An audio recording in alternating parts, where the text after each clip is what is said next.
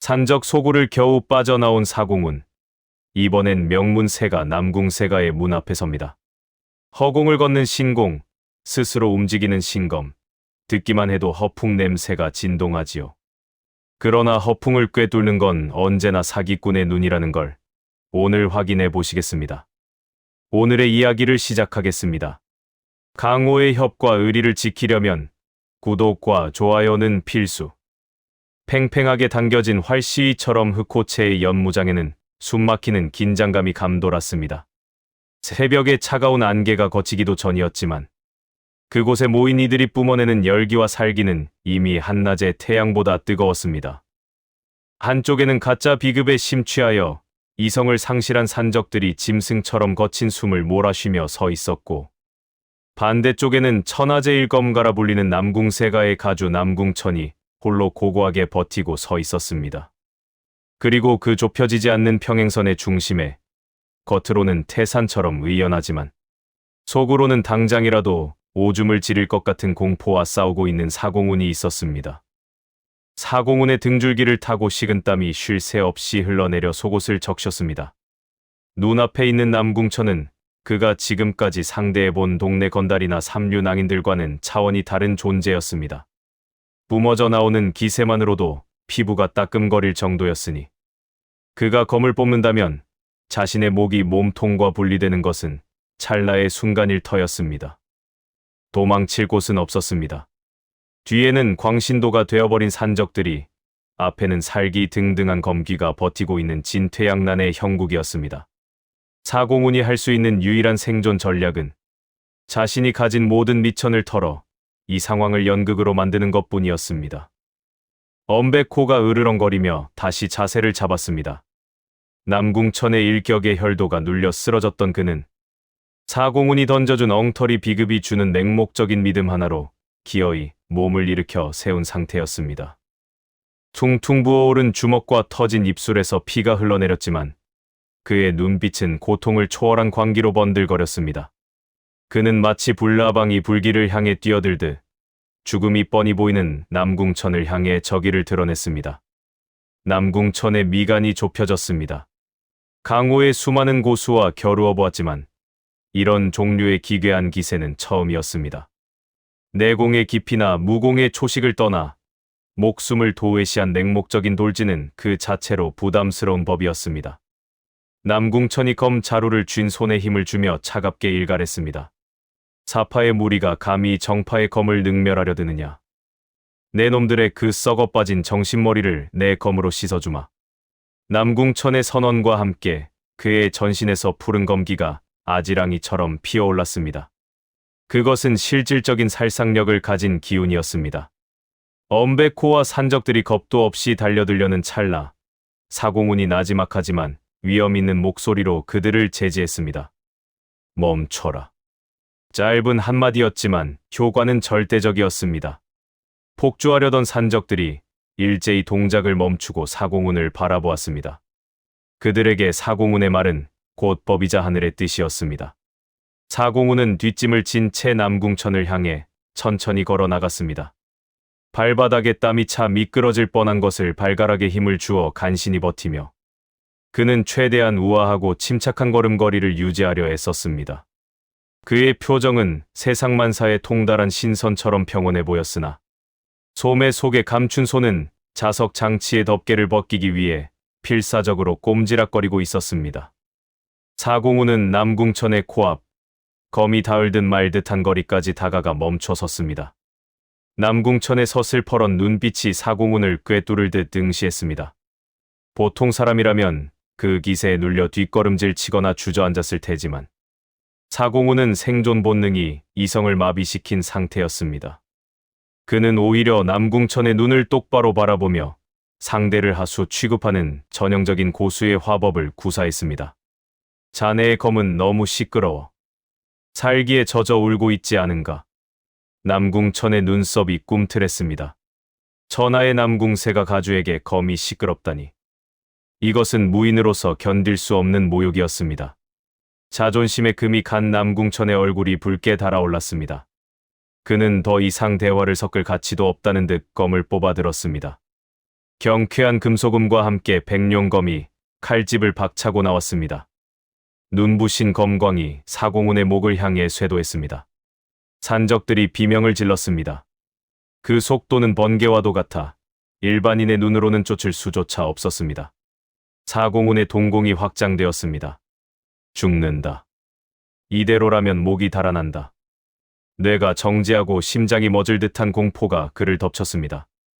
하지만 그 절체절명의 순간 수없이 연습했던 사기꾼의 손기술이 본능적으로 작동했습니다. 그는 소매 속에 숨겨두었던 흑철 자석을 남궁천의 검, 날 방향으로 정확히 조준했습니다. 대장간에서 거금을 들여 특수 제작한 흑철 자석은 일반 자석보다 10배는 강력한 자력을 지니고 있었습니다. 남궁천의 검이 사공훈의 목에 닿기 직전 보이지 않는 강력한 자장이 형성되었습니다. 공기를 울리는 낮은 진동음과 함께 직선으로 뻗어오던 백룡검의 궤도가 기이하게 뒤틀렸습니다. 마치 보이지 않는 거대한 손이 검을 옆으로 확 잡아채는 듯한 움직임이었습니다. 남궁천은 손목이 꺾일 듯한 충격에 눈을 크게 떴습니다. 자신의 의지와 상관없이 검이 제멋대로 움직인 것입니다. 백룡검은 사공훈의 어깨 너머 허공을 허무하게 갈랐습니다. 날카로운 검풍에 사공훈의 머리카락 몇 가닥이 잘려나갔지만 목숨은 건졌습니다. 남궁천은 황급히 검을 회수하려 했으나 검은 마치 허공에 본드로 붙여놓기라도 한 것처럼 묵직하게 저항했습니다. 자석의 인력이 검을 놓아주지 않고 있었기 때문입니다. 사공훈은 그 찰나의 틈을 놓치지 않았습니다. 그는 짐짓 태연한 표정으로 허공을 향해 손을 뻗었습니다.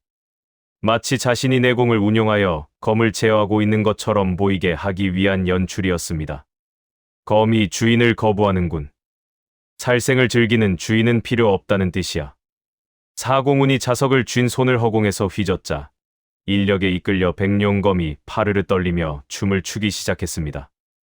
남궁천의 눈에는 그 광경이 믿을 수 없는 기적으로 비쳤습니다.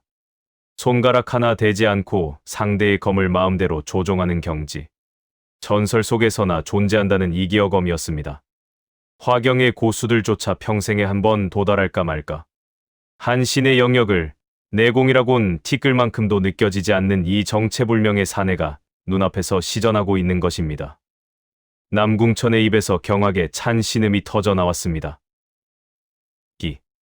이기어검. 사공훈은 속으로 쾌재를 불렀습니다. 걸려들었습니다. 남궁천은 자석이라는 물리적인 트릭을 상상조차 하지 못하고 자신의 무학 지식 내에서 답을 찾으려다 보니 이기어검이라는 오해에 도달한 것입니다. 사공훈은 연기를 더욱 고조시켰습니다. 그는 자석을 쥔 손을 이리저리 비틀며 남궁천을 압박했습니다.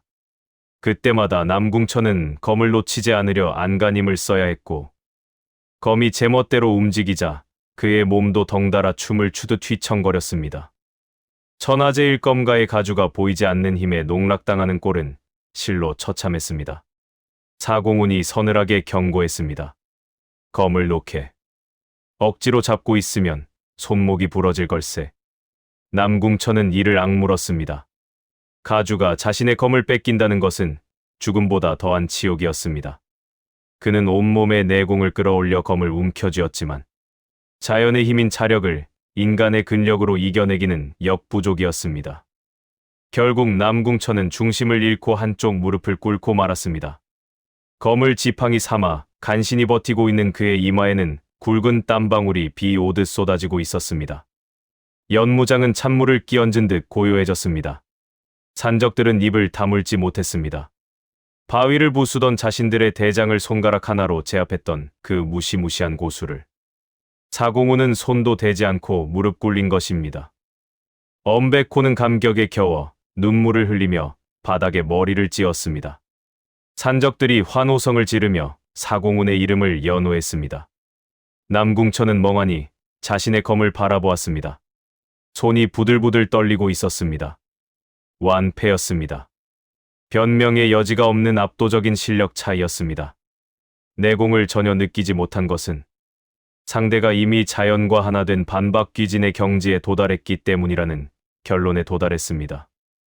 자신이 우물안 개구리였음을 뼈저리게 깨달은 남궁천은 천천히 검을 칼집에 꽂았습니다. 그리고 사공훈을 향해 정중하게 폭언의 예를 취했습니다. 방금 전까지의 오만함은 온데간데 없고 깊은 경외심만이 그 자리를 채우고 있었습니다. 제가 눈이 멀었습니다. 태산을 앞에 두고도 알아보지 못하고 하찮은 검을 들이밀었습니다. 죽어 마땅한 죄를 범했습니다. 사공훈은 안도의 한숨을 삼켰습니다. 다행히 살았습니다. 자석의 힘이 조금만 더 약했거나 남궁천이 무식하게 검기를 날렸다면 지금쯤 자신은 시체가 되어 있었을 것입니다. 그는 짐짓 근엄한 표정으로 남궁천을 내려다보며 이제 그만 돌아가라는 뜻을 비쳤습니다. 빨리 이 껄끄러운 손님을 보내고 싶었습니다. 하지만 남궁천은 물러날 기색이 없었습니다. 오히려 더욱 공손한 태도로 품속에서 붉은색 봉투를 꺼내 들었습니다. 금박으로 화려하게 장식된 한눈에 봐도 귀해 보이는 봉투였습니다. 남궁천이 말했습니다. 사실 제가 이곳에 온 것은 단순히 소문을 확인하기 위함이 아니었습니다. 무림맹주님께서 대엽께 전해달라 하신 서신이 있습니다. 무림맹주라는 단어에 사공훈의 눈썹이 꿈틀했습니다. 산 넘어 산이라더니 남궁천 하나 맞기도 벅찬데 이제는 무림맹까지 엮인단 말인가 싶었습니다. 남궁천은 두 손으로 공손히 봉투를 받치며 맹주가 사공훈의 명성을 듣고 군사로 초빙하고 싶어 한다는 뜻을 전했습니다. 사공훈은 봉투를 받아들었습니다.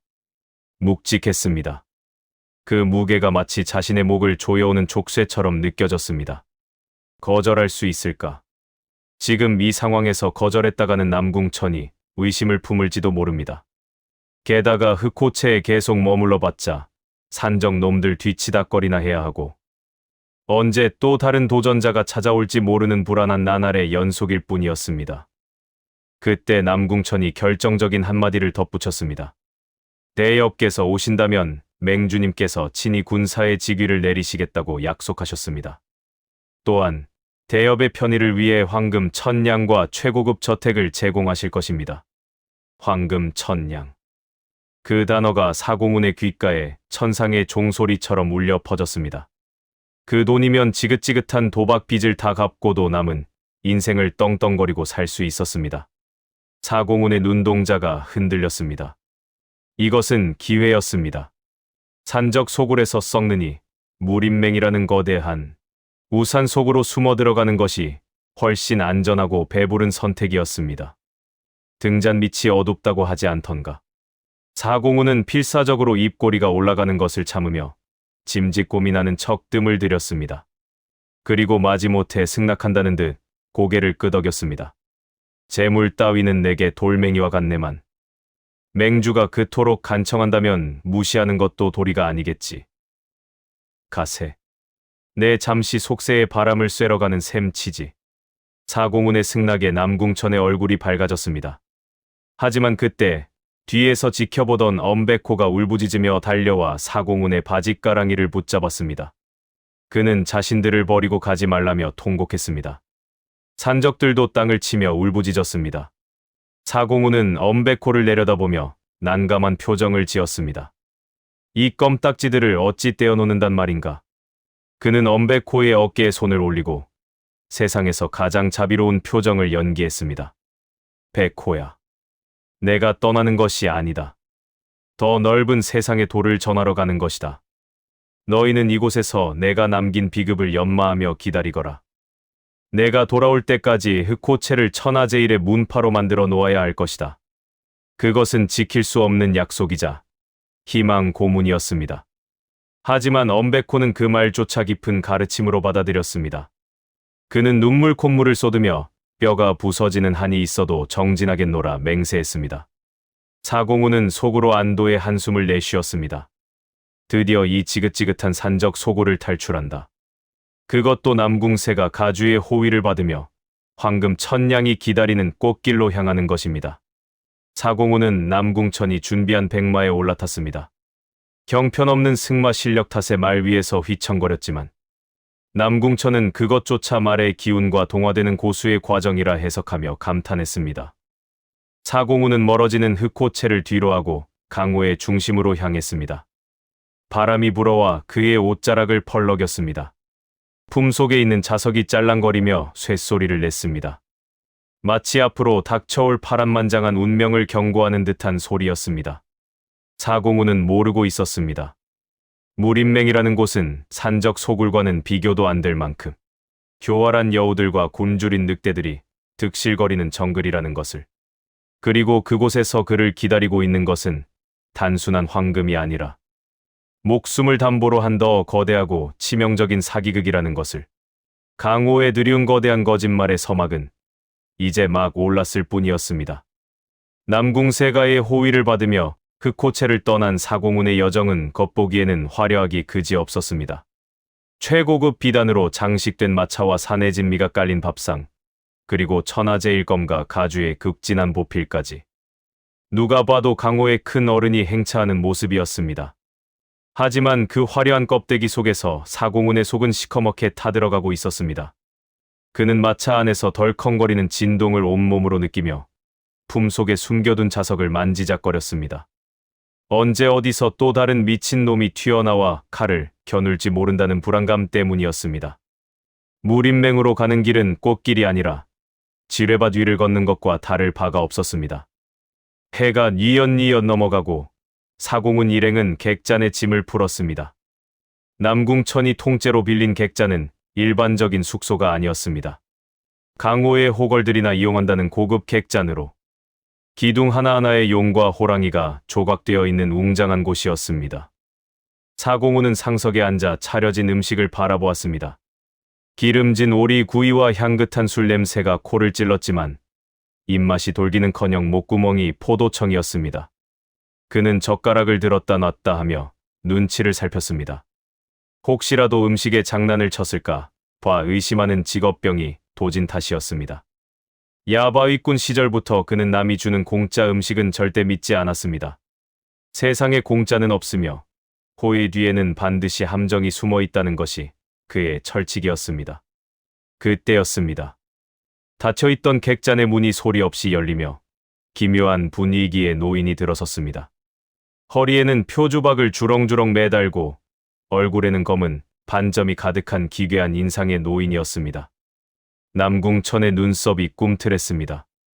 호위 무사들이 검 자루에 손을 올리며 살기를 내뿜었지만 노인은 아랑곳하지 않고 사공훈의 맞은편 의자에 털썩 주저앉았습니다. 객잔 안의 공기가 순식간에 차갑게 식어버렸습니다. 썩은 냄새와 약초 냄새가 뒤섞인 묘한 악취가 노인의 몸에서 풍겨나왔습니다. 남궁천이 낮게 으르렁거렸습니다. 도광 사자역. 내 놈이 어찌 이곳에 있는가? 도광. 그 이름 두 글자에 사공훈의 심장이 덜컥 내려앉았습니다. 강호에서 가장 악랄하고 비겁한 방법으로 사람을 죽인다는 독의 대가. 스치기만 해도 살이 썩어 들어가는 맹독을 다룬다는 그 괴물이 눈앞에 나타난 것입니다. 사공훈은 젓가락을 떨어뜨릴 뻔한 것을 간신히 참으며 짐짓 태연한 척 찻잔을 들어 올렸습니다. 하지만 찻잔을 쥔 손은 소매 속에서 미세하게 떨리고 있었습니다. 사자역은 누런 이빨을 드러내며 비릿하게 웃었습니다. 천하의 거망이 모시는 분이라기에 어떤 거물인가 하여 인사나 드릴까 하고 왔지. 늙은이의 호기심을 탓하지는 않겠지. 사자역의 시선이 사공훈에게 고정되었습니다. 뱀처럼 끈적하고 차가운 눈빛이었습니다. 그는 품에서 조그마한 호리병 하나를 꺼내 탁자 위에 올려놓았습니다. 뚜껑을 열자 보라색 연기가 피어오르며 매캐한 향이 진동했습니다. 누가 봐도 마시면 즉사할 것 같은 극독이었습니다. 사자역은 호리병의 술을 잔에 가득 따르며 사공훈에게 권했습니다. 귀한 분을 만났으니 대접을 해야지. 내 평생의 역작인 칠보단 장주라네. 7발자국을 떼기 전에 창자가 끊어진다는 명주지. 설마 거절하시지는 않겠지. 명백한 도발이자 시험이었습니다. 마시고 죽든지 아니면 내공으로 독을 제압해 실력을 증명하든지 둘 중 하나를 택하라는 협박이었습니다. 남궁천이 박차고 일어나 검을 뽑으려 했습니다. 감히 누구 앞이라고 독을 들이미느냐는 분노였습니다. 하지만 사공훈이 손을 들어 남궁천을 제지했습니다. 여기서 싸움이 벌어지면 독안개가 퍼져 객잔 안에 있는 모두가 위험해질 수 있었습니다. 무엇보다 사공우는 자신이 독에 죽는 것보다 남궁천과 사자역이 싸우다 튀는 불똥에 맞아 죽는 것이 더 두려웠습니다. 사공우는 잔을 내려다보았습니다. 검붉은 액체가 찰랑거렸습니다. 냄새만 맡아도 머리가 지끈거리는 독주였습니다. 하지만 사공훈에게는 믿는 구석이 하나 있었습니다. 그는 객잔에 들어오기 직전 마차 안에서 미리 챙겨 먹은 환약이 있었습니다. 그것은 전설의 해독제가 아니라 그가 장터 약재상에서 구한 감초와 녹두 그리고 숯가루를 섞어 만든 정체불명의 환약이었습니다. 배탈이나 식중독을 예방하려고 습관처럼 먹는 일종의 소화제 겸 해독제였습니다. 물론 천하의 맹독을 막기에는 턱없이 부족한 물건이었지만 지금 그가 기댈 곳은 그 싸구려 환약과 자신의 튼튼한 위장뿐이었습니다. 사공우는 피할 수 없음을 직감했습니다. 안 마시면 겁쟁이라 놀림받으며 목이 날아갈 것이고 마시면 독에 죽을 수도 있었습니다. 하지만 사기꾼의 감각은 말하고 있었습니다. 저 도광이라는 놈은 자존심이 세서 자신이 보는 앞에서 상대가 독에 괴로워하는 꼴을 즐길 것이라고 말입니다. 즉, 마시자마자 즉사하는 독은 아닐 것입니다. 그렇다면 승산은 있었습니다. 사공우는 떨리는 손을 억지로 진정시키며 잔을 집어들었습니다. 그리고 남궁천과 사자혁이 지켜보는 가운데 단숨에 독주를 목구멍으로 털어 넣었습니다. 타는 듯한 자결감이 식도를 타고 내려갔습니다. 위장이 뒤틀리는 듯한 고통이 밀려왔습니다. 사공우는 속으로 비명을 질렀지만 겉으로는 아무런 내색도 하지 않았습니다. 그는 천천히 잔을 내려놓았습니다. 사자혁의 눈이 휘둥그레졌습니다. 칠보단장주는 혀에 닿는 순간부터 마비가 시작되어야 정상이었습니다. 하지만 사공우는 멀쩡했습니다. 아니, 오히려 입가심을 하듯 쩝쩝거리기까지 했습니다. 사실 사공우는 입안이 마비되어 말을 할 수가 없는 상태였습니다. 혀가 돌처럼 굳어 침도 삼키기 힘들었습니다. 하지만 그는 필사적으로 물 주전자를 집어들었습니다. 독에는 물이 약이다. 야바위꾼 시절 상한 음식을 먹고 탈이 났을 때 물을 배가 터지도록 마셔 토해내던 생존의 지혜였습니다. 그는 주전자째로 입에 대고 벌컥벌컥 물을 들이켰습니다. 시원한 냉수가 뜨거운 독주를 희석하며 위장을 씻어내렸습니다. 배가 풍선처럼 부풀어 올랐지만 멈추지 않았습니다. 독기가 몸에 퍼지기 전에 물로 씻어내야 한다는 일념뿐이었습니다. 물을 다 마신 사공우는 트림을 끄억하고 내뱉었습니다. 본의 아니게 터져나온 생리현상이었지만 그 소리는 객잔의 정적을 깨는 천둥 소리처럼 들렸습니다. 사자역은 경악했습니다. 저자는 지금 독주를 물 마시듯 마시고 심지어 소화까지 다 시켰다는 말인가. 만독불침. 세상의 모든 독이 통하지 않는 신체. 그것은 독을 다루는 자들에게는 공포이자 경외의 대상이었습니다. 사자혁의 손이 부들부들 떨렸습니다. 어떻게?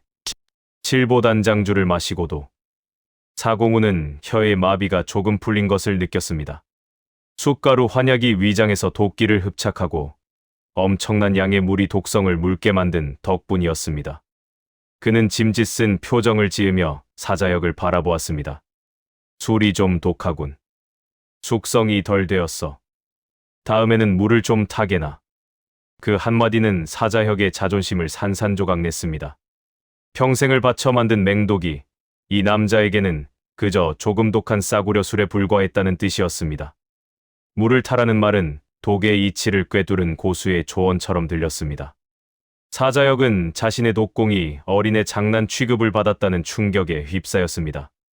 동시에 이 사내의 내공이 자신이 감히 헤아릴 수 없는 심해와 같다는 착각에 빠져들었습니다. 사공우는 속이 메스꺼워 죽을 지경이었습니다. 당장이라도 화장실로 달려가 토하고 싶었지만 여기서 무너지면 끝장이었습니다. 그는 탁자를 짚고 천천히 일어섰습니다. 다리에 힘을 주고 버티며 싸늘한 눈빛으로 사자역을 내려다보았습니다. 독이라는 것은 본래 자연에서 온 것. 흐르는 물에 씻겨가지 않는 독은 없네. 자네의 독은 너무 끈적해. 흐르지 못하고 고여있으니 썩은 내가 나는 거야.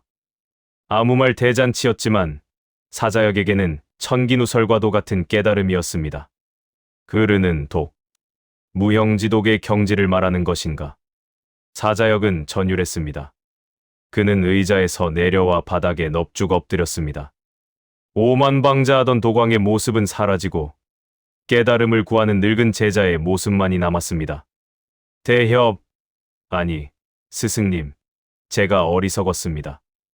우물 안에서 썩은 물만 핥고 있었습니다. 부디 저를 거두어 주십시오. 그 흐르는 독의 이치를 배우고 싶습니다. 사공우는 어이가 없었습니다. 그냥 물 많이 마시라는 소리였는데 이걸 또 그렇게 받아들인다니. 하지만 나쁠 것은 없었습니다. 남궁천에 이어 도광까지 굴복시켰습니다. 이로써 정파와 사파의 거물들이 자신의 양옆을 지키게 된 셈입니다. 물론 그들은 자신을 전설의 고수로 착각하고 있지만 말입니다. 사공우는 헛기침을 하며 뒷짐을 졌습니다. 거두어달라고? 내 문화에 들어오려면 냄새부터 지워야 할 걸세. 나는 악취를 싫어하거든. 사자혁이 바닥에 머리를 쿵쿵 찌으며 외쳤습니다. 명심하겠습니다. 당장 씻고 오겠습니다. 앞으로 스승님의 그림자가 되어 모시겠습니다. 사자혁은 바닥에 머리를 쿵쿵 찌으며 충성을 맹세했습니다. 옆에서 지켜보던 남궁천 역시 흐뭇한 미소를 지으며 고개를 끄덕였습니다. 역시 자신이 모실 주군은 그릇이 다르다고 생각하며 존경의 눈빛을 보냈습니다. 사공우는 그들의 시선을 받으며 속으로 울상을 지었습니다. 껌딱지가 하나 더 늘었습니다. 이제는 산적도 모자라 독냄새 나는 영감쟁이까지 달고 다녀야 하다니. 사공우는 피곤하다는 핑계로 서둘러 자리에서 일어났습니다. 토기가 목끝까지 차올랐기 때문이었습니다. 그는 비틀거리는 걸음을 짐짓 취권의 보법인 양 위장하며 방으로 향했습니다. 문을 닫자마자 그는 요강을 붙잡고 먹은 것을 개원했습니다. 독주와 물, 그리고 오리구이가 뒤섞인 내용물이 쏟아져 나왔습니다. 눈물 콧물을 쏟으며 그는 생각했습니다. 신선 노름도 체력이 좋아야 해 먹는 거라고. 밤이 깊었습니다. 사공운이 토하고 난 뒤 탈진에 누워있는 동안 객잔 밖에서는 사자역이 목욕재개를 하며 새로운 각오를 다지고 있었습니다. 남궁세가의 무사들과 도광이 객잔을 철통같이 지키고 있는 기이한 풍경이 연출되었습니다. 사공우는 이불을 머리끝까지 뒤집어 썼습니다. 뱃속은 여전히 쓰렸지만 살아남았다는 안도감이 그를 잠재웠습니다. 하지만 그는 알지 못했습니다. 도광의 합류가 무림맹에서 어떤 파장을 일으킬지. 정파의 심장부의 사파의 거두가 그것도 사기꾼의 제자로 들어간다는 것은 기름통을 안고 불 속으로 뛰어드는 것과 같다는 사실을 말입니다. 다음 날 아침 사공운의 행렬은 더욱 기괴해졌습니다. 앞에는 백룡검을 맨 남궁천이, 뒤에는 표주박을 든 사자역이 호위하는 마차. 그 모습은 강호인들에게 충격과 공포를 안겨주기에 충분했습니다. 사람들은 수군거렸습니다. 정파와 사파를 아우르는 저 마차의 주인은 도대체 누구인가? 신선인가? 아니면 마왕인가? 소문은 바람을 타고 번져나가 무림맹에 도착하기도 전에 이미 사공우는 신화적인 존재가 되어 있었습니다. 마차 안에서 사공우는 물병을 꼭 쥐고 있었습니다. 이제 물 없이는 불 안에서 살 수가 없었습니다. 그는 창밖으로 보이는 무림맹의 거대한 성벽을 바라보며 한숨을 쉬었습니다. 저 거대한 성벽 안에는 또 어떤 미친놈들이 기다리고 있을까? 빚쟁이보다 무서운 놈들이 득실거리는 곳. 사공우는 자신의 혓바닥을 믿어보기로 했습니다. 지금까지 통했으니 앞으로도 통할 것입니다. 아니, 통해야만 했습니다. 멈추는 순간 죽음뿐인 이 거대한 연극의 막은 이제 이 막을 향해 치닫고 있었습니다. 천하무림의 심장이라 불리는 무림맹의 성문은 그 위용부터가 남달랐습니다. 하늘을 찌를 듯 솟아오른 거대한 철문과 그 위를 지키고 선 수많은 고수들의 살기 어린 눈빛은 웬만한 강심장이 아니고서야 오금을 저리게 만들기에 충분했습니다. 하지만 마차 안에 앉아 그 광경을 내다보는 사공운의 감상은 남들과는 조금 달랐습니다. 그에게 저 높고 견고한 성벽은 무림의 위엄을 상징하는 것이 아니라 지독한 빚쟁이들의 손길을 막아줄 든든한 방패로 보였기 때문입니다. 사공우는 안도의 한숨을 내쉬었습니다. 저 성벽 안으로만 들어간다면 장터 바닥을 이 잡듯이 뒤지고 단일 고리대금업자들의 추격을 따돌릴 수 있을 터였습니다. 무림맹은 치외법권의 구역이었습니다. 감히 어떤 빚쟁이가 무림맹주가 있는 곳까지 쳐들어와 돈을 내놓으라 행패를 부리겠습니까? 사공훈에게 무림맹 입성은 강호의 평화를 위한 결단이 아니라 오로지 채무 변제를 피하고 황금 1000냥을 챙기기 위한 생계형 도피였습니다. 마차가 성문 앞에 멈춰 섰습니다. 창을 든 문지기들이 앞을 가로막으며 신분을 물으려 했습니다. 하지만 그들의 질문은 입 밖으로 나오지도 못했습니다. 마차 앞을 호위하던 남궁천이 백룡검을 살짝 들어 보였기 때문입니다. 남궁세가의 가주가 직접 호위하는 마차를 막아설 간 큰 문지기는 없었습니다. 고지어 마차 뒤편에서 표주박을 흔들며 걸어오는 도광, 사자역의 기괴한 모습을 본 문지기들은 사색이 되어 길을 터주었습니다. 검왕과 도광을 좌우에 거느린 이 기묘하고도 위협적인 행렬은 무혈입성으로 무림맹의 본관을 향해 나아갔습니다. 연병장에서 수련을 하던 무림맹의 무사들이 일제히 동작을 멈추고 마차를 주시했습니다. 그들의 눈에는 경악과 호기심이 서려 있었습니다. 정파의 명문인 남궁가주가 마부 노릇을 자처하고 사파의 거두인 도광이 시종처럼 뒤따르는 광경은 그야말로 전대미문의 사건이었습니다. 도대체 저 마차 안에 누가 타고 있기에 강호의 두 거물을 수족처럼 부린단 말인가? 무사들은 마차의 주인이 분명 전설 속의 은거 기인이거나 발로 안동한 신선일 것이라 수군거렸습니다. 마차 안에서 그 시선들을 느끼고 있는 사공우는 가시방석에 앉은 기분이었습니다. 밖에서는 자신을 신선 취급하고 있지만 실상은 주사위 몇 개와 잡동사니가 든 보따리를 끌어안고 떨고 있는 사기꾼일 뿐이었습니다. 그는 품속에 있는 자석과 화약 가루를 다시 한번 점검했습니다. 이곳은 호랑이 굴 중에서도 가장 깊은 곳이었습니다. 실수 한 번이면 목이 날아가는 것으로 끝나지 않을 것이었습니다. 그는 표정을 굳히고 마음의 준비를 했습니다. 이제부터 만날 상대는 산적 두목이나 단순한 무인이 아니었습니다. 산전수전 다 겪은 늙은 여우, 무림맹주 진무원이었습니다. 마차가 본관 앞에 멈추고 남궁천이 공손하게 문을 열었습니다. 사공우는 최대한 느릿하고 권태로운 동작으로 마차에서 내렸습니다. 햇살이 그의 얼굴을 비췄습니다. 창백하고 병약해 보이는 인상이었지만 사람들은 그것을 고수의 탈속적인 풍모로 받아들였습니다. 사공우는 주위를 둘러보지 않았습니다. 그저 먼 산을 바라보며 혀를 찢찢 찼습니다. 마치 이 거대한 무림맹조차 자신의 눈에는 하찮은 흙장난처럼 보인다는 듯한 연기였습니다. 그때 본관의 육중한 문이 열리며 한 노인이 걸어 나왔습니다. 화려한 금실로 수노인 장포를 입고 백발을 곱게 빗어 넘긴 노인이었습니다. 얼굴에는 인자한 미소가 가득했지만 그 눈빛만은 심연처럼 깊고 서늘했습니다. 무림맹주 진무원이었습니다. 그는 사공운을 보자마자 두 팔을 벌려 환대했습니다.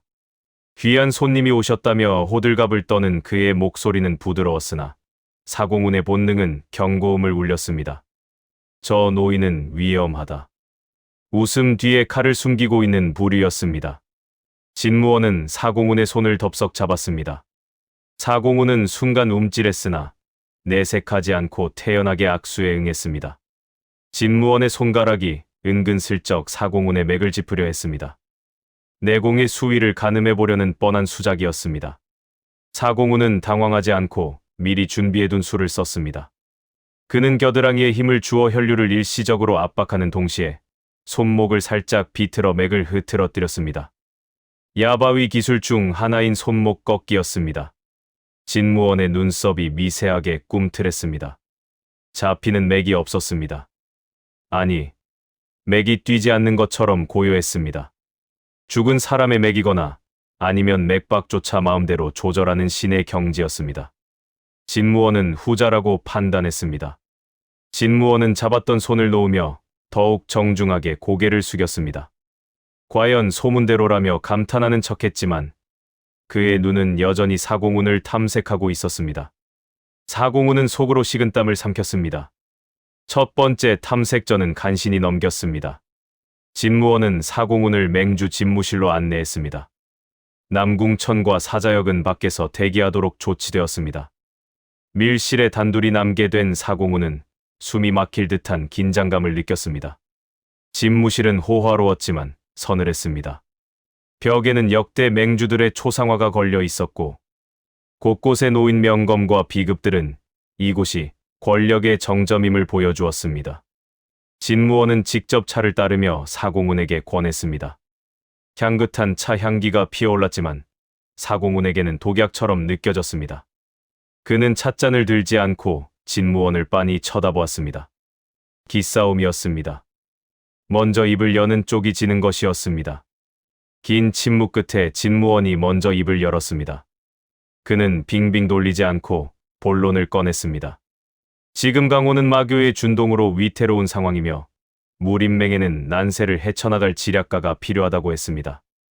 그는 사공훈에게 군사의 자리를 제안했습니다.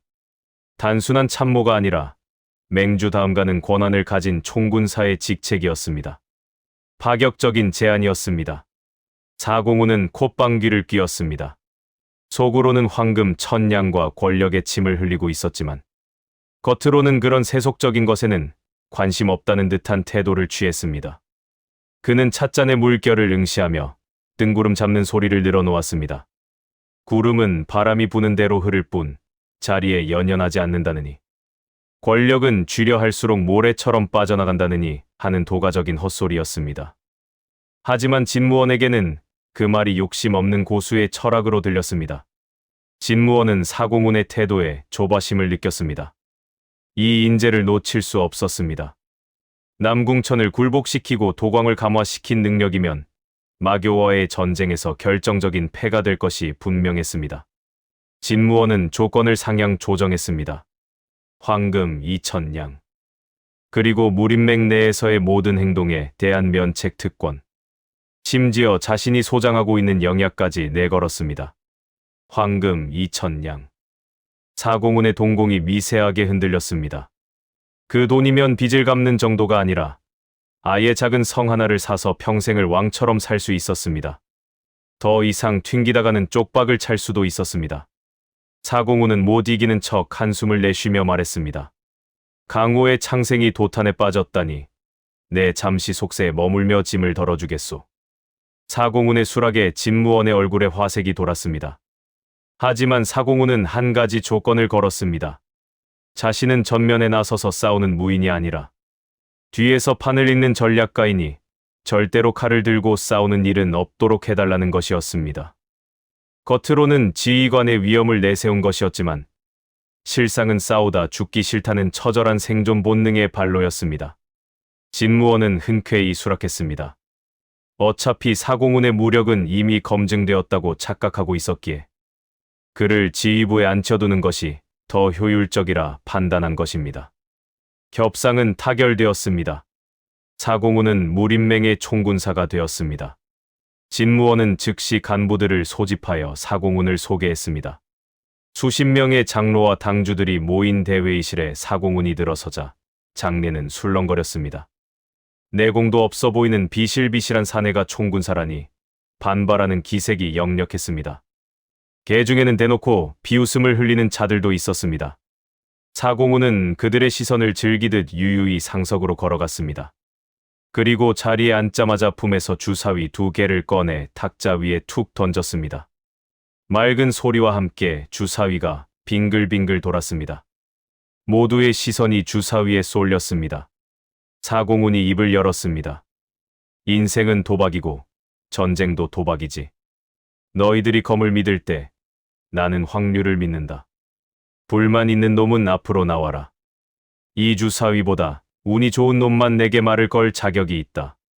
건방지기 짝이 없는 일갈이었습니다. 한덩치하는 장로 하나가 자리를 박차고 일어났습니다.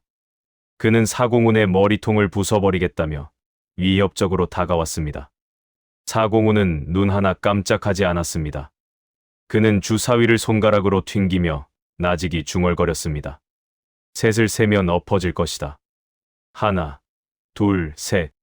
쿵 하는 둔탁한 소리와 함께 장로가 바닥에 꼬꾸라졌습니다. 사공훈이 쏜 암기나 내공 때문이 아니었습니다. 장로가 밟은 바닥에는 사공훈이 들어오면서 몰래 뿌려둔 미세한 콩기름이 발라져 있었습니다. 단순한 함정이었지만 격분하여 달려오던 장로는 중심을 잃고 볼썽사납게 나동그라졌습니다. 장내는 순식간에 찬물을 끼얹은 듯 조용해졌습니다. 사람들은 사공훈이 손가락 하나 대지 않고 기로 상대를 제압했다고 착각했습니다. 사공훈은 혀를 찼습니다. 발밑도 살피지 못하는 놈이 무슨 전쟁을 하긴지야. 그의 조소에 그제야 장로들은 사공훈을 두려운 눈으로 바라보았습니다. 우연을 가장한 필연. 그것이 사공훈이 보여준 첫 번째 수였습니다. 진무원은 그 광경을 보며 흡족하게 웃었습니다. 역시 보통 내기가 아니라고 생각했습니다. 그날 밤 사공훈은 무림맥 내의 호화로운 별채를 배정받았습니다. 푹신한 침상에 누웠지만 잠이 오지 않았습니다. 황금 2000냥과 안전한 은신처를 얻었지만 대가는 혹독했습니다. 이제 그는 수만 명의 목숨을 책임지는 자리에 앉았습니다. 조금이라도 실수가 드러나면 빚쟁이보다 더 무서운 무림 고수들이 그를 찢어 죽일 것이었습니다. 사공훈은 천장을 바라보며 쓴웃음을 지었습니다. 빚쟁이를 피하려다 호랑이 굴로 들어왔고 호랑이를 피하려다 용의 등 위에 올라타 버렸습니다. 이제 내릴 수도 없었습니다. 떨어지면 죽음뿐이었습니다. 그는 주사위를 만지작거리며 중얼거렸습니다. 그래, 갈 때까지 가보자. 천하를 속여서라도 살아남으면 그게 이기는 거니까. 창밖에는 달이 차갑게 빛나고 있었습니다. 무림맹에서의 첫 밤은 그렇게 불안과 야망이 뒤섞인 채 깊어가고 있었습니다. 하지만 사공훈은 아직 모르고 있었습니다. 그가 상대해야 할 것은 마교뿐만이 아니라는 것을. 무림맹 내부에도 그를 노리는 수많은 눈이 번뜩이고 있다는 것을. 그리고 그중 가장 위험한 눈은 바로 그를 웃으며 맞이했던 맹주 진무원의 눈이라는 것을 말입니다. 거대한 사기극의 무대는 흑호체라는 작은 연못에서 무림맹이라는 거친 바다로 옮겨졌습니다. 이제부터는 실수가 용납되지 않는 진짜 목숨을 건 줄타기가 시작된 것입니다. 무림맹의 아침은 웅장한 북소리와 함께 시작되었습니다. 천하제일 비무대회. 강호의 내로라는 고수들이 모여 자웅을 겨루는 이 거대한 축제는 무림인들에게는 꿈의 무대였으나 사공훈에게는 피하고 싶은 재앙이자 공개 처형장이나 다름없었습니다. 사공훈은 맹주가 마련해준 상석에 앉아 퀭한 눈으로 연무장을 내려다보았습니다. 그의 눈 밑은 수초로 문지른 듯 검게 내려앉아 있었습니다. 지난밤, 낯선 잠자리와 언제 들킬지 모른다는 불안감. 그리고 밖에서 밤새도록 코를 골아대며 보초를 선 엄백호 때문에 한숨도 자지 못한 탓이었습니다. 그의 머릿속은 솜에 물을 적신 듯 무겁고 멍했습니다. 당장이라도 침상에 쓰러져 자고 싶은 마음뿐이었습니다. 하지만 운명은 그에게 휴식을 허락하지 않았습니다. 이번 비무대회의 특별 규정 때문이었습니다. 맹주 진무원은 새로 부임한 총군사의 위험을 전 무림에 알리고자 사공훈을 예선전의 특별 참가자로 명단에 올려버린 것입니다. 군사가 무공 실력까지 갖췄음을 증명하여 내부의 반발을 잠재우겠다는 고도의 정치적 계산이었으나 사공훈에게는 청천벽력과도 같은 소리였습니다. 사공훈은 맹주를 원망스러운 눈빛으로 쳐다보았지만 진무원은 그저 인자한 미소로 화답할 뿐이었습니다. 옆에 앉은 남궁천과 도광 사자역은 한술 더 떴습니다. 주군께서 나서신다면 예선 따위는 눈 감고도 통과하실 것이라며 기대에 찬 눈빛을 보내고 있었습니다. 사공훈은 울고 싶었습니다. 눈 감고 통과라니. 눈 감으면 바로 잠들 판이었습니다. 그는 속으로 다짐했습니다. 무대에 올라가자마자 기권하리라. 배가 아프다고 하든 현기증이 난다고 하든 적당한 핑계를 대고 내려오리라. 쪽팔림은 한순간이지만 목숨은 하나뿐이다. 드디어 사공훈의 순서가 되었습니다. 사회자가 그의 이름을 호명하자 연무장을 가득 메운 관중들이 환호성을 질렀습니다. 남궁세가 가주의 검을 뺏고 도광을 굴복시켰다는 소문은 이미 관중석을 뜨겁게 달구고 있었습니다. 사공우는 터덜터덜 비무대 위로 올라갔습니다. 발이 천근만근이었습니다. 하필이면 상대가 험악하기로 소문난 철권 마동칠이었습니다. 바위 같은 근육에 털이 수북한 그는 이름 그대로 강철 같은 주먹을 휘두르는 외공의 고수였습니다. 마동칠은 콧김을 뿜으며 사공운을 노려보았습니다. 그는 소문을 믿지 않는 부류였습니다. 비실비실해 보이는 샌님 같은 자가 총군사라니. 주먹 한 방이면 껴도 못 추릴 것이라며 전의를 불태우고 있었습니다. 심판이 경기 시작을 알렸습니다. 사공우는 천천히 손을 들어 올렸습니다. 기권을 선언하려는 동작이었습니다. 입을 열어 나 안 해라고 말하려는 찰나였습니다. 쏟아지는 졸음이 그를 덮쳤습니다. 사공운의 눈꺼풀이 천근의 무게로 내려앉았습니다. 들어올리던 손은 힘없이 허공에 멈췄고 입에서는 말이 나오는 대신 하품이 나오려 했습니다. 그는 필사적으로 하품을 참으려고 입술을 꾹 다물었습니다. 그 결과 그의 표정은 묘하게 일그러졌습니다. 반쯤 감긴 게 슴츠레한 눈, 굳게 다문 입술, 그리고 허공을 향해 나른하게 뻗은 손. 그것은 마동칠의 눈에 전혀 다른 의미로 해석되었습니다. 마동칠은 주먹을 쥐고 달려들려다 멈칫했습니다. 사공운의 눈빛이 예사롭지 않았기 때문입니다. 마동칠은 전율했습니다. 저 눈은 나를 보고 있지 않다. 사공운의 눈은 초점이 없었습니다. 그것은 상대를 철저히 무시하는, 아니 상대가 존재하지 않는 것처럼 여기는 극강의 오만함이었습니다. 심지어 눈을 반쯤 감고 있었습니다. 내 주먹 따위는 눈을 다 뜨고 볼 가치도 없다는 것인가. 마동칠의 이마에 땀방울이 맺혔습니다. 그는 사공운의 뻗은 손을 보았습니다. 힘없이 늘어진 듯 보였지만 마동칠의 눈에는 그것이 언제든 비수가 되어 자신의 목을 칠 수 있는 준비 동작으로 보였습니다. 저 느슨함 속에 숨겨진 팽팽한 살기. 그것은 고수들만이 가질 수 있는 여유였습니다. 마동칠은 침을 꿀꺽 삼켰습니다. 섣불리 들어갔다가는 저 보이지 않는 함정에 걸려들 것이 뻔했습니다. 사공우는 졸음을 참느라 죽을 맛이었습니다. 눈앞이 흐릿해지고 다리가 후들거렸습니다. 그는 중심을 잡기 위해 한 발자국 앞으로 비틀거리며 내디뎠습니다. 그 단순한 동작에 마동칠은 화들짝 놀라 뒷걸음질 쳤습니다. 빈틈이다.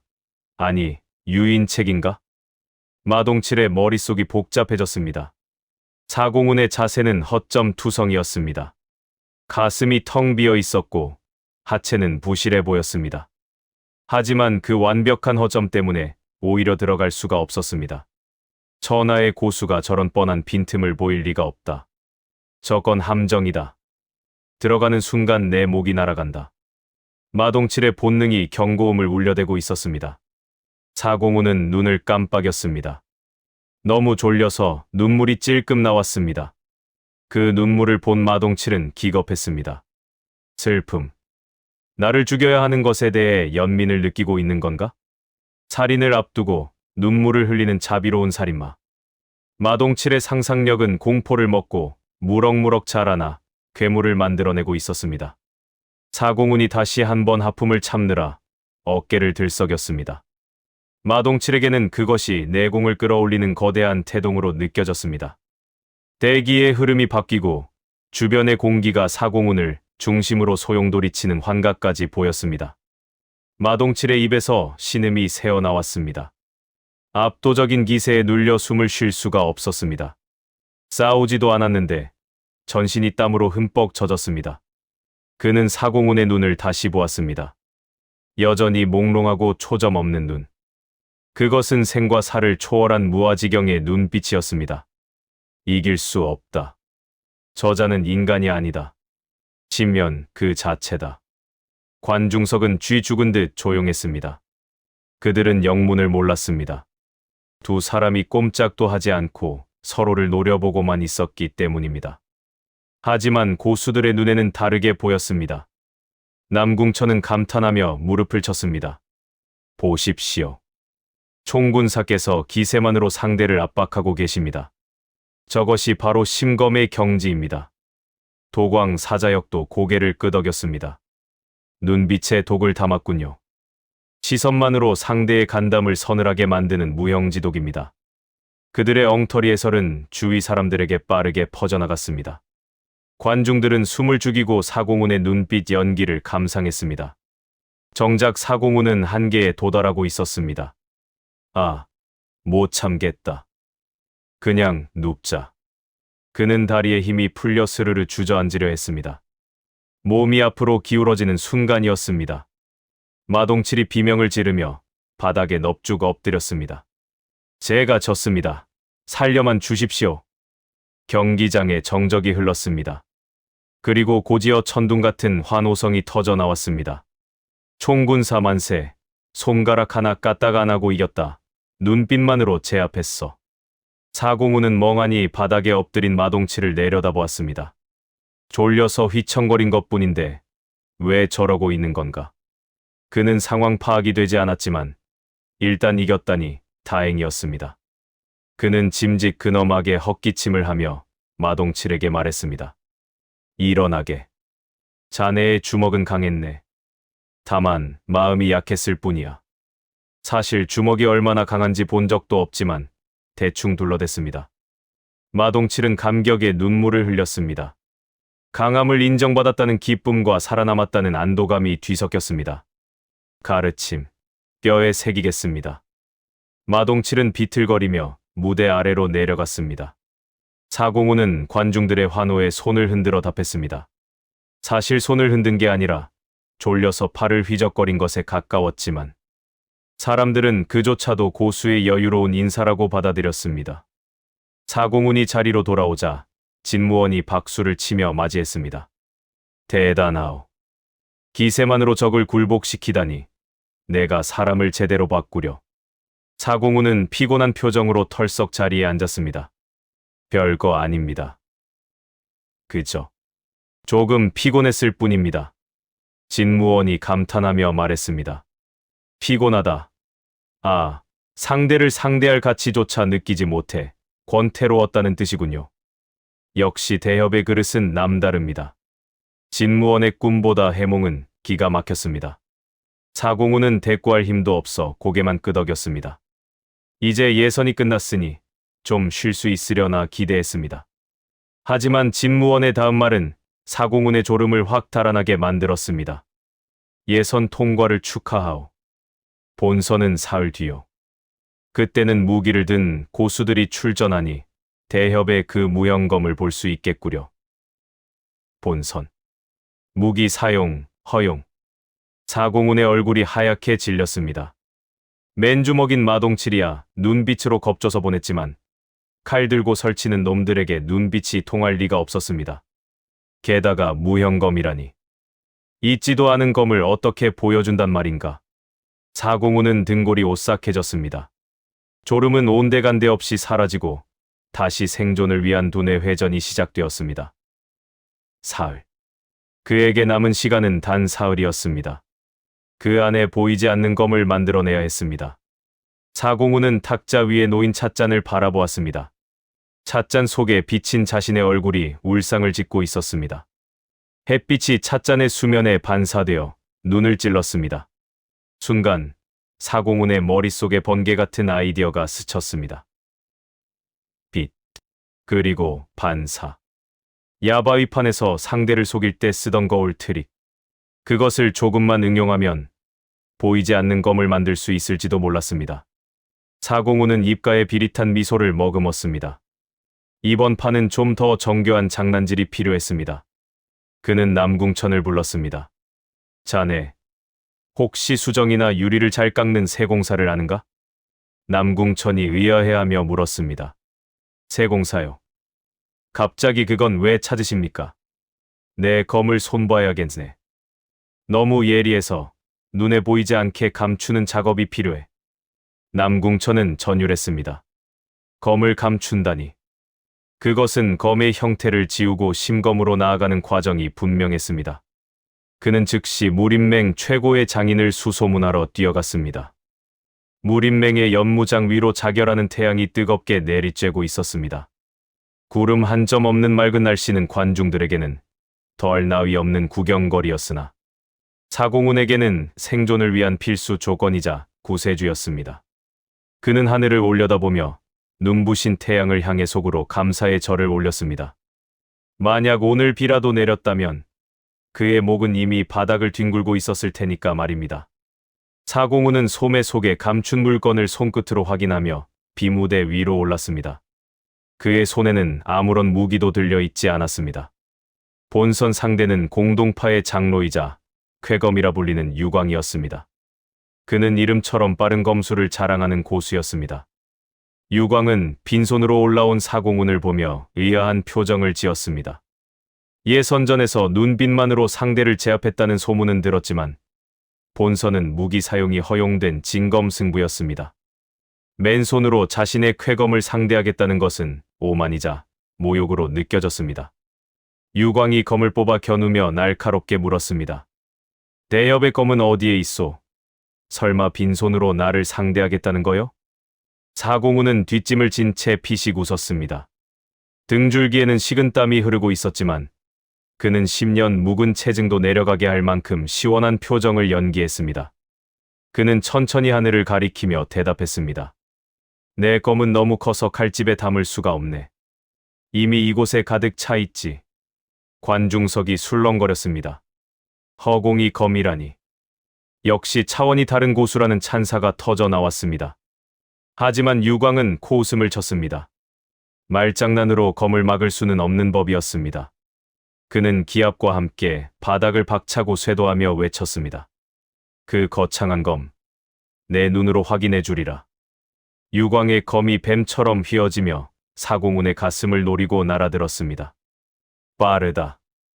눈으로 보고 피할 수 있는 속도가 아니었습니다. 사공훈의 심장이 덜컥 내려앉았습니다. 하지만 그는 물러서지 않았습니다. 아니, 도망칠 곳도 없었습니다. 그는 미리 계산해둔 위치, 태양을 등지고 서 있는 그 자리에서 꼼짝하지 않고 기다렸습니다. 유광의 검끝이 코앞까지 다가온 절체절명의 순간, 사공훈의 오른손이 번개처럼 움직였습니다. 그의 손가락 사이에는 깨진 거울 조각들이 정교하게 박힌 특수 반지가 끼워져 있었습니다. 사공훈은 손바닥을 펼쳐 태양빛을 정면으로 받았습니다. 그리고 손목을 미세하게 비틀어 반사각을 조절했습니다. 강렬한 섬광이 번쩍하며 유광의 두 눈을 정통으로 강타했습니다. 그것은 단순한 햇빛의 반사가 아니었습니다. 오목거울의 원리를 이용해 빛을 한 점으로 모은 일종의 광학 무기였습니다. 무방비 상태에서 강렬한 빛을 눈에 맞은 유광은 비명을 지르며 고개를 돌렸습니다. 으악, 내 눈. 시야가 하얗게 멀어버린 유광은 중심을 잃고 비틀거렸습니다. 공격의 흐름이 끊긴 것은 당연했습니다. 사공훈은 그 틈을 놓치지 않고 옆으로 살짝 비켜섰습니다. 유광의 검이 허공을 갈랐습니다. 관중들의 눈에는 이 광경이 기이하게 비쳤습니다. 사공훈이 손을 뻗자마자 번개 같은 빛이 뿜어져 나왔고 그 빛에 맞은 유광이 고통스러워하며 검을 놓친 것입니다. 사공훈은 짐짓 엄숙한 목소리로 꾸짖었습니다. 보았느냐? 이것이 무형검이다. 형체가 없기에 막을 수 없고 빛보다 빠르기에 피할 수 없다. 유광은 눈물을 흘리며 바닥에 주저앉았습니다. 눈앞이 캄캄해 아무것도 보이지 않았습니다. 공포가 밀려왔습니다. 검기가 아니라 빛 자체가 검이 되어 시각을 파괴하다니. 이것은 인간의 무공이 아니었습니다. 신의 권능이었습니다. 그는 검을 버리고 바닥에 머리를 조아렸습니다. 제가 졌습니다. 제발 그 빛을 거두어 주십시오. 심판이 사공훈의 승리를 선언했습니다. 함성이 연무장을 뒤흔들었습니다. 무형검, 빛의 검. 사람들은 사공훈을 연호하며 열광했습니다. 남궁천은 전율했습니다. 저것이 바로 검강의 극의 광검의 경지로구나. 내가 평생을 바쳐 도달하고자 했던 그곳에 저분은 이미 계셨어. 도광 사자역 역시 혀를 내둘렀습니다. 눈을 멀게 하는 독이라니. 역시 스승님은 차원이 달라. 사공훈은 손을 들어 환호에 답했습니다. 하지만 속으로는 빨리 반지를 빼서 숨기느라 진땀을 빼고 있었습니다. 다행히 햇빛이 너무 강해 아무도 그의 손가락에 반짝이는 유리 조각을 눈치채지 못했습니다. 그는 유유히 무대를 내려왔습니다. 다리가 풀려 휘청거렸지만 사람들은 그조차도 빛의 속도로 움직인 후유증이라 여기며 경외감을 표했습니다. 대기실로 돌아온 사공우는 털썩 주저앉았습니다. 심장이 터질 것만 같았습니다. 반지를 뺀 손가락에는 붉은 자국이 선명했습니다. 거울 조각에 베어 피가 맺혀 있었습니다. 그는 급히 손수건으로 피를 닦아내며 거친 숨을 몰아쉬었습니다. 미친 짓이다. 이건 정말 미친 짓이다. 언제까지 날씨 운이 따라줄지도 모르는 일이고 만약 밤에 싸우게 된다면 그땐 정말 끝장이었습니다. 그때 대기실 문이 열리고 맹주 진무원이 들어왔습니다. 그의 뒤에는 무림맹의 원로들이 줄지어 따라왔습니다. 그들의 표정은 엄숙했습니다. 사공우는 긴장하며 자리에서 일어났다. 혹시 트릭을 들킨 것일까? 하지만 진무원은 사공훈의 손을 잡으며 감격에 찬 목소리로 말했습니다. 총군사, 아니, 대협, 내 평생 수많은 고수를 보았지만 빛을 검으로 부리는 경지는 처음 보았소. 그대는 진정 하늘이 무림맹에 내려준 보물이오. 원로들 역시 고개를 끄덕이며 찬사를 보냈습니다. 사공훈은 안도감과 동시에 허탈함을 느꼈습니다. 이 늙은이들은 눈도 없나.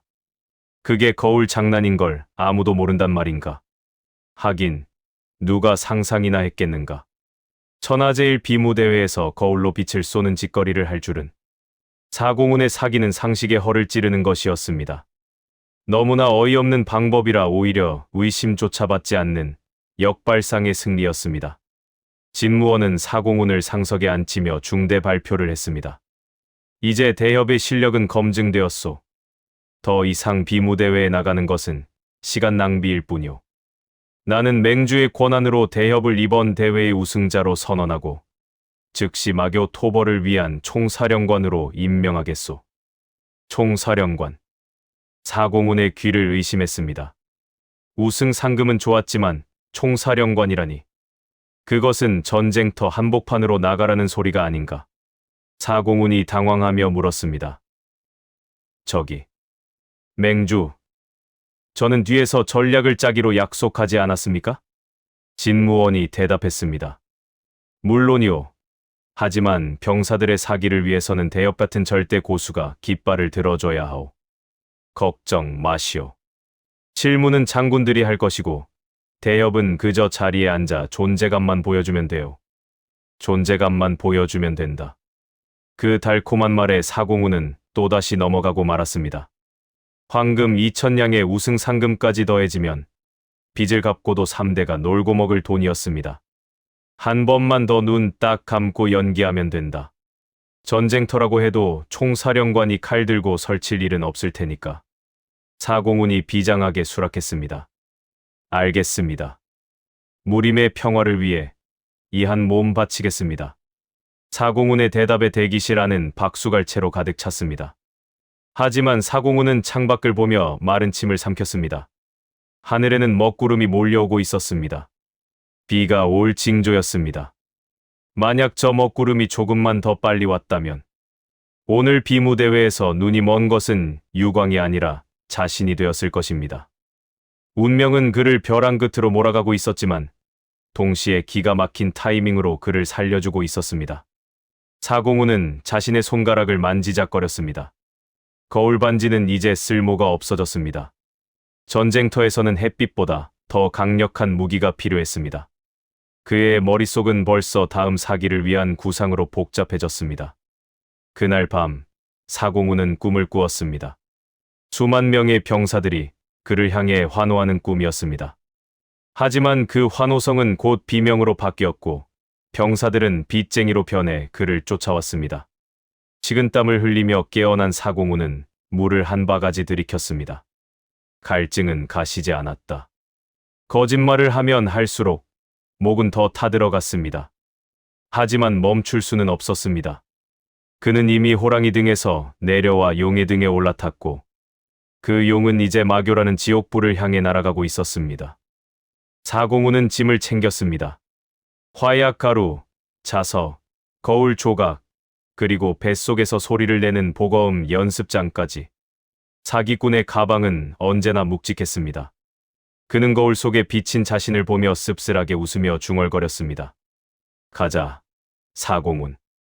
이번에는 백만 대군을 속일 차례다. 그의 눈빛이 다시 교활하게 빛났습니다. 무영검의 전설은 시작에 불과했습니다. 이제 강호 전체가 그의 무대가 될 것이며 역사상 가장 거대하고 뻔뻔한 사기극이 막을 올리려 하고 있었습니다. 허공답보의 비밀도 신검의 기적도 결국 사람의 욕망과 착각이 만들어낸 그림자였습니다. 그 틈을 파고든 건 내공이 아니라 사공훈 특유의 잔머리와 말빨이었지요. 점점 더 깊은 강호 속으로 발을 들여놓는 이 사기꾼. 이제 어디까지 속여야 살아남을 수 있을까요?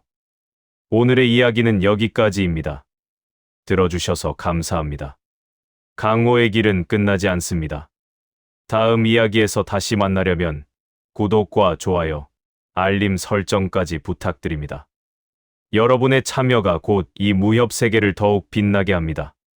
구독으로 다음화 어쩌다 무림맹주 말빨 하나로 강호를 속이다. 제3부 거짓말이 만든 진짜 위기를 먼저 만나보세요. 감사합니다.